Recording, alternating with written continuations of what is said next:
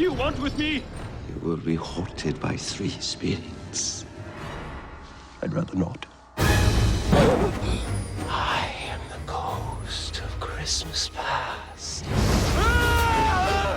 Haunt me no longer! Ebenezer Scrooge is a fictitious character invented by English writer Charles Dickens, whose book A Christmas Carol was introduced in the early Victorian era in the 19th century. Its object lesson is meant to teach people to share and not to be selfish. But what is Christmas really about? Christians hail it as theirs with their nativity plays and carol singing, but pagans also praise their deity at the exact time period. One claims it is in memorial of the Son of God, and the other says it is in memorial of the Sun God. In this short little study, we're going to set the record straight so that no one is confused and so that we can have a clear distinction between what is Christianity and what is paganism. Humbug.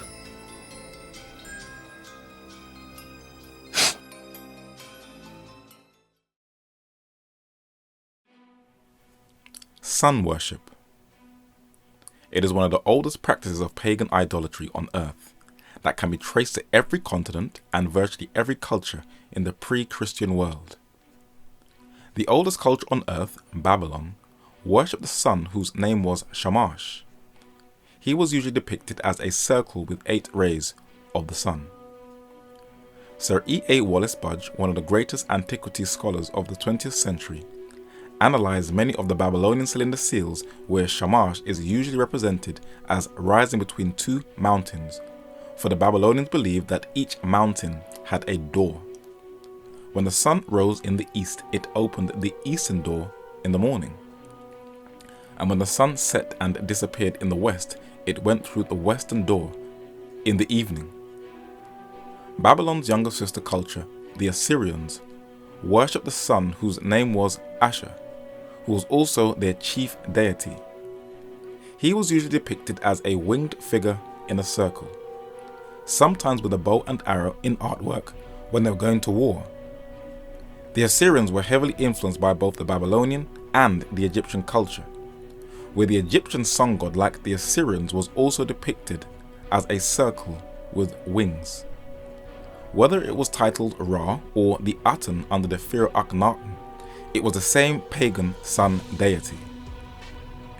In Volume 1 of History of Ancient Egypt, published in 1881, George Rawlinson, Camden Professor of Ancient History in the University of Oxford, documented how sun worship dominated every aspect of the ancient Egyptian culture. The Egyptians were profoundly religious. All knew that there was one God and understood that when worship was offered to Kem, or Neph, or Ptah, or Maut, or Thoth, or Ammon, the one God was worshipped under some one of his forms or in some one of his aspects. Ra was not a sun deity with a distinct and separate existence, but the supreme God acting in the sun, making his light to shine on the earth, warming, cheering, and blessing it, and so Ra might be worshipped with all the titles of honor. No matter what deity was worshipped in Egypt, it represented the sun god.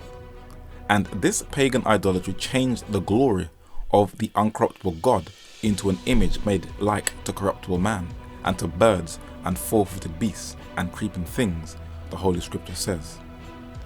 The scarab beetle was one of the most famous of the Egyptian deities. It can be found everywhere. When the beetle rolled dung, the Egyptians superstitiously believed that the beetle was the sky god who was rolling the sun across the heavens. It was viewed as the emissary of the sun and was mentioned in the Egyptian Book of the Dead. And nearly every monument, manuscript, or Egyptian artifact, the sun god is depicted with different deities and different pharaohs. In the Americas, the sun god was usually represented in human form, sometimes in a reserved seated position. In Mesoamerica, there were temples dedicated to the sun in places like Teotihuacan in Mexico, and the Aztecs, continuing from their predecessors, offered human sacrifices to him.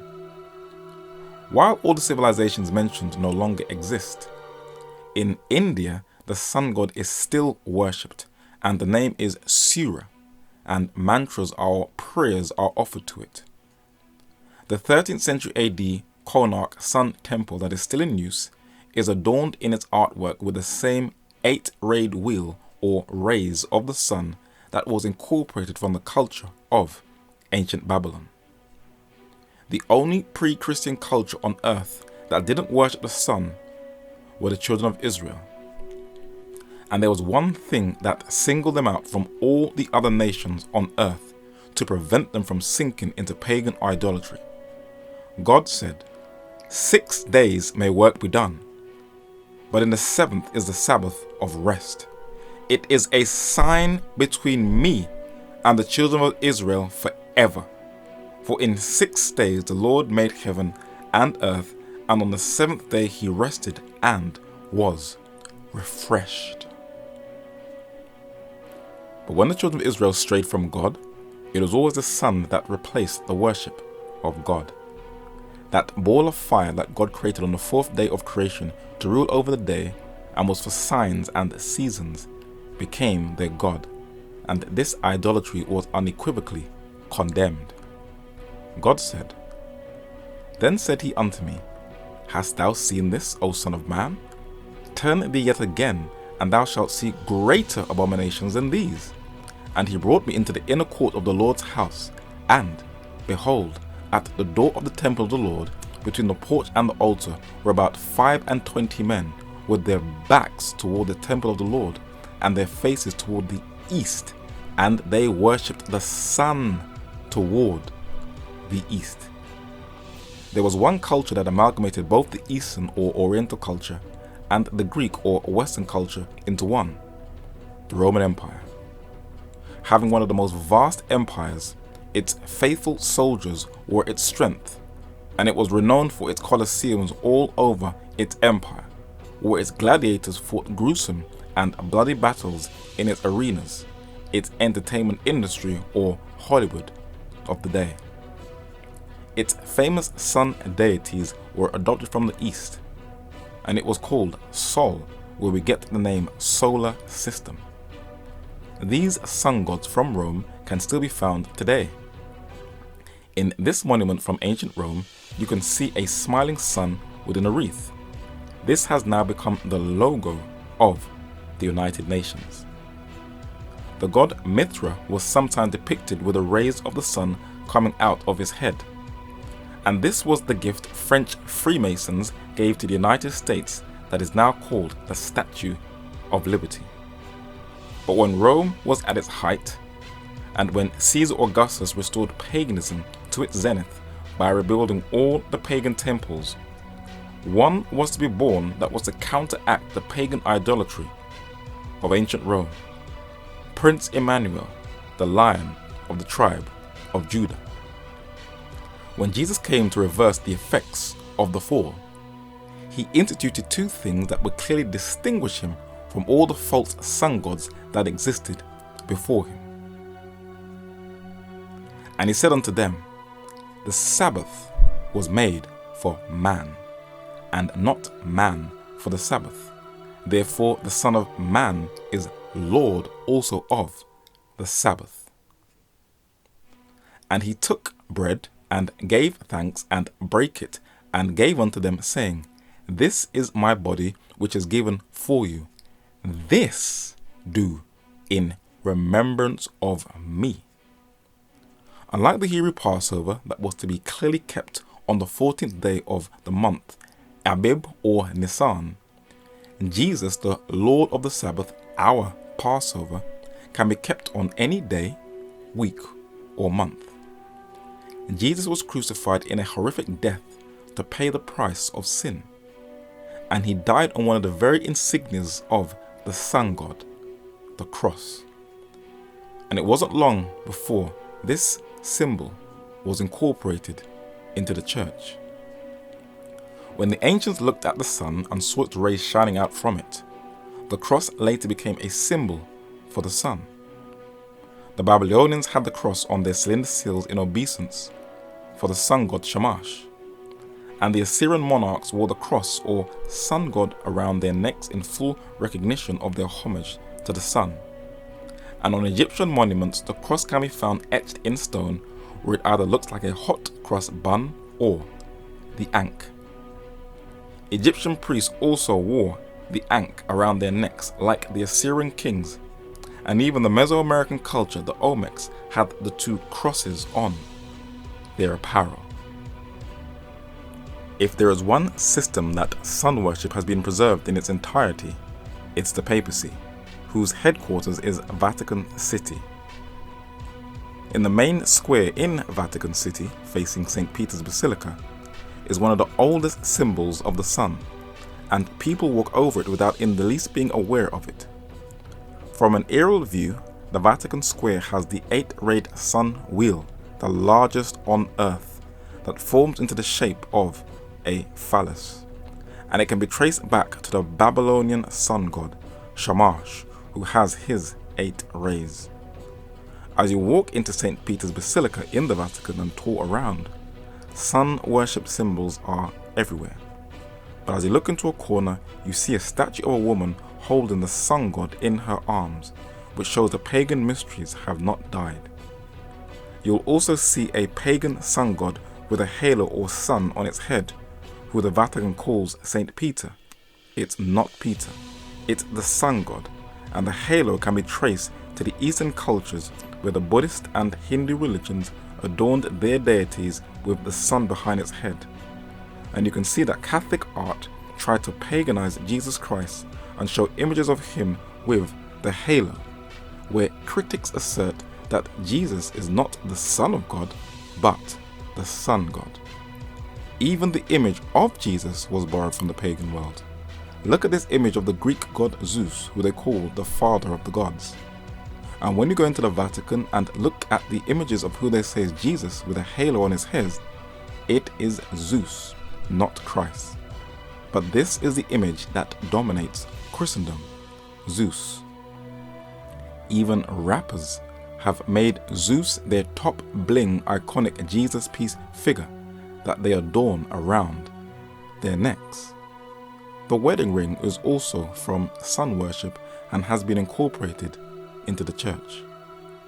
The man who introduced the paganization of Christianity is Roman Emperor Constantine, whose bogus conversion caused the greatest damage to the purity of apostolic Christianity. His contemporary Eusebius recorded a list of all the pagan customs he introduced into the church, and Cardinal John Henry Newman, the Anglican convert to Catholicism who was beatified in England in September 2010, documented all the paganisms that came in. We are told in various ways by Eusebius that Constantine, in order to recommend the new religion to the heathen, transferred into it the ornaments to which they had been accustomed in their own.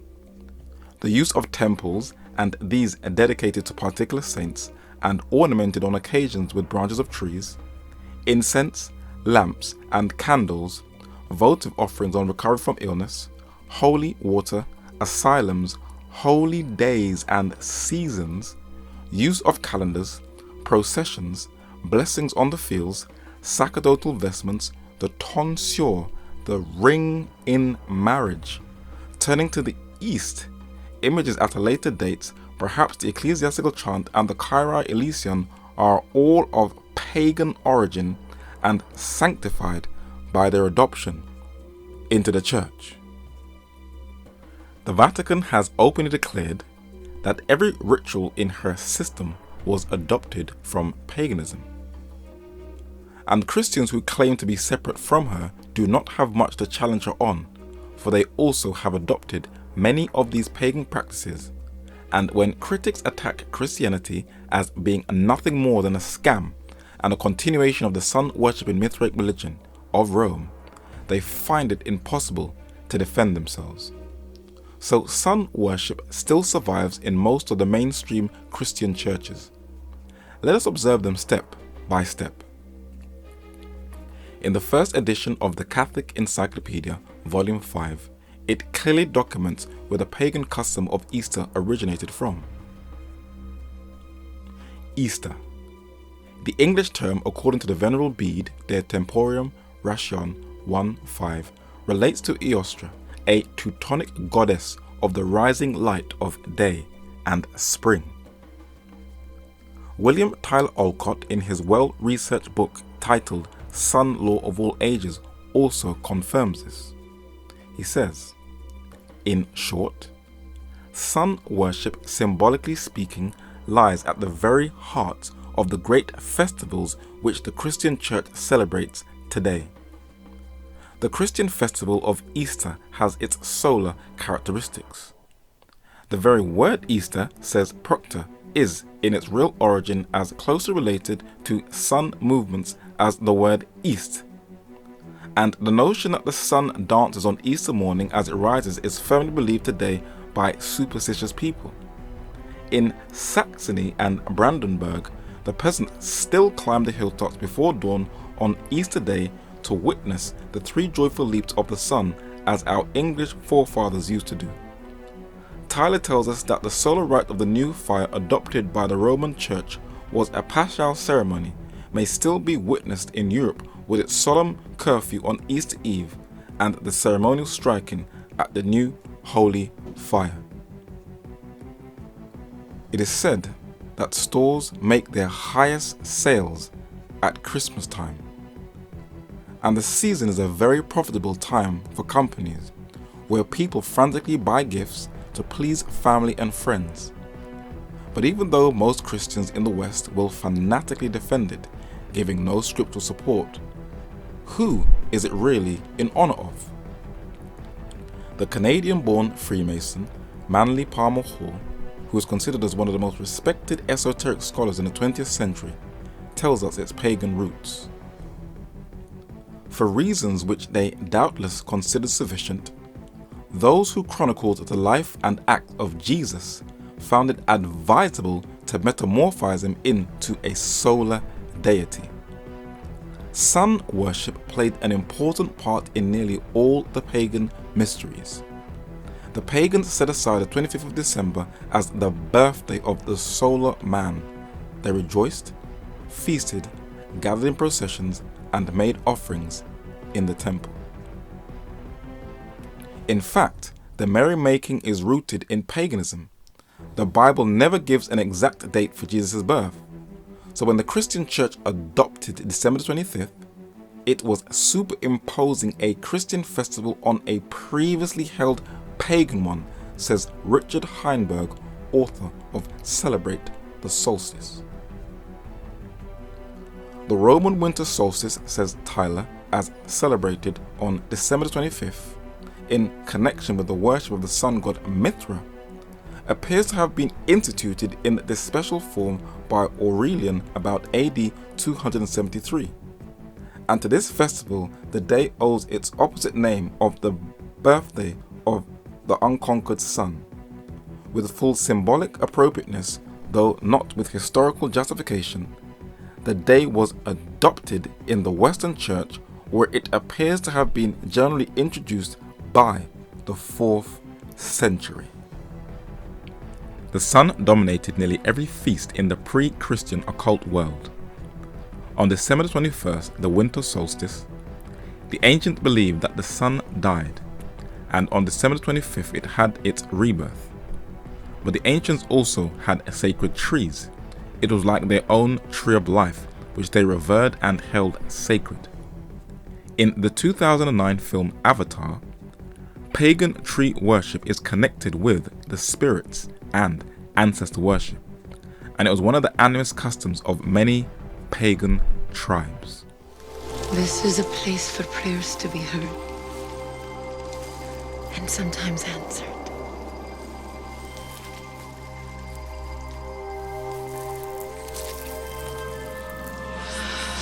We call these three Sutraya Mokri, the tree of voices.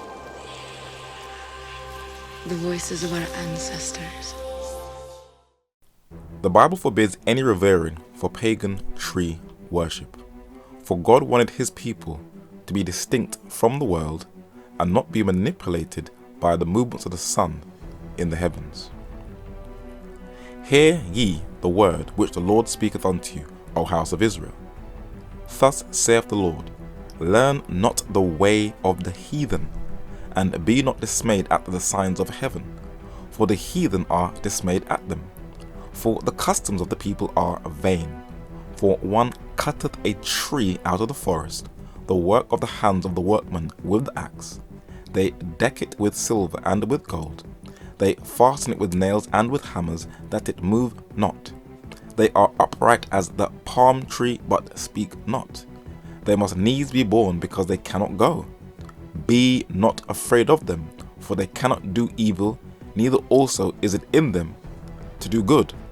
For as much as there is none like unto thee, O Lord, thou art great, and thy name is great in might. Today, Christian pastors, so-called evangelists, scholars, and teachers are now telling their congregations that Jeremiah is not talking about the Christmas tree, though the language is so clear. And they are encouraging their flock to purchase the trees and to celebrate Christmas. But even the secular world knows that the Christmas tree is tied to paganism and spirit worship. Even Jesus says in Luke chapter 16 and verse 8, to paraphrase, the secular world are more wiser than the children of light. Mistletoe, caroling, even Christmas trees were tied to the solstice. Celtic cultures believed that mistletoe's golden berries hold the fire of the sun, and Christmas trees are a vestige of pagan tree worship. Having Christmas trees again hark back to the pagans. They decorated the evergreen trees with decorations, food, and runes to keep the spirits close to their villages. The Christian authorities tried for years to stamp this out, so the pagans merely took their trees indoors, which is why we are still doing it to this day. Who is Santa Claus, and how does he tie into the winter solstice sun festival? He is usually portrayed as an oversized, big-bearded figure who gives children gifts, and in modern times he has been made popular through the marketing of Coca-Cola. Listen to the voice of the secular world. Saturn, the old man who lives at the North Pole and brings with him to the children of men a sprig of evergreen, the Christmas tree, is familiar to the little folks under the name of Santa Claus, for he brings each winter the gift of the new year. Even Saint Nick has solstice origins. Santa Claus comes down to us with shamanistic characteristics. He flies through the air and he carries a magic sack on his back. But Easter and Christmas are not the only memorials to the sun. There is one more that the majority of Christians around the world keep, that can be traced to the Roman religion of Mithraism. Manly Palmer Hall gives a clear and detailed account of this last homage to the sun. Alexander Wilder, in his Philosophy and Ethics of the Zoroastrians, states that Mithras is the Zend title for the sun. There are many points of resemblance between Christianity and the cult of Mithras. The Encyclopedia Britannica makes the following statement concerning the Mithraic and Christian mysteries. The sanctification of Sunday and of the 25th of December, the immortality of the soul, these are some of the resemblances which, whether real or only apparent, enabled Mithraism to prolong its resistance to Christianity. The Vatican has made a number of statements which has pushed for the preservation of this Mithraic day of rest, a day that Jesus never gave no disciple instruction to keep in memorial of his resurrection.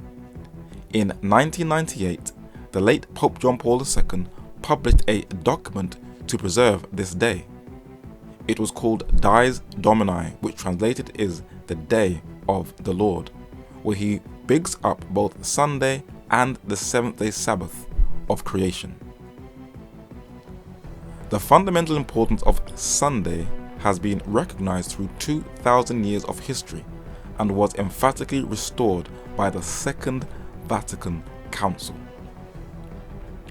The Sabbath has therefore been interpreted evocatively as a determining element in the kind of sacred architecture of time. It recalls that the universe and history belongs to God. The Irish-American Catholic prelate Cardinal James Gibbons, Bishop of Baltimore, made a very powerful statement in his 1876 Apologetics, The Faith of Our Fathers. He was no ordinary Catholic bishop. He was a powerful, towering presence in United States politics. In this picture, he stands in the center, where he prays for President McKinley on the left and Admiral Dewey on the right in 1899. He was also very close with President Theodore Teddy Roosevelt, as seen in his photo in 1918. In this picture, he stands on the furthest right, and fifth on the left is the bearded steel magnate, Scottish-born Andrew Carnegie, with President Howard Taft. Gibbons comments on this Mithraic memorial when he says, "Is not every Christian obliged to sanctify Sunday and to abstain on that day from servile work? Is not the observance of this law among the most prominent of our sacred duties? But you may read the Bible from Genesis to Revelation, and you will not find a single line authorizing the sanctification of Sunday. The scriptures enforce the religious observance of Saturday, a day which we never sanctify." But the Vatican has put out a number of statements where they have rubbed it in the face of the vast majority of the Christian world that when they keep Sunday, it is not in obedience to Jesus Christ, but in obedience to the Catholic Church. They have even offered money to any Christian if they can prove the Mithraic Sunday worship from the Bible. Until this very day, not one Christian has stood up to the challenge, the papacy. In a book called The Faith of Millions by a highly respected Catholic scholar, Reverend John A. O'Brien, originally published in 1938, it strikes a blow and a challenge to the majority of the Christian world. It reads, "The word Sabbath means rest and is Saturday, the seventh day of the week. Why then do Christians observe Sunday instead of the day of the Bible? Since Saturday, not Sunday, is specified in the Bible, isn't it curious that non-Catholics who profess to take their religion directly from the Bible and not from the church observe Sunday instead of Saturday? They have continued the custom even though it rests upon the authority of the Catholic Church and not upon an explicit text in the Bible. The observance remains as a reminder of the Mother Church from which the non-Catholic sects broke away, like a boy running away from home but still carrying in his pocket a picture of his mother or a lock of her hair." So who is the God of Christmas? It sure ain't Jesus. Jesus never told anyone to keep the 25th of December holy. And though the word Easter is mentioned once, he didn't tell anyone to keep Easter. Neither did he tell anyone to keep Sunday in memorial of the resurrection.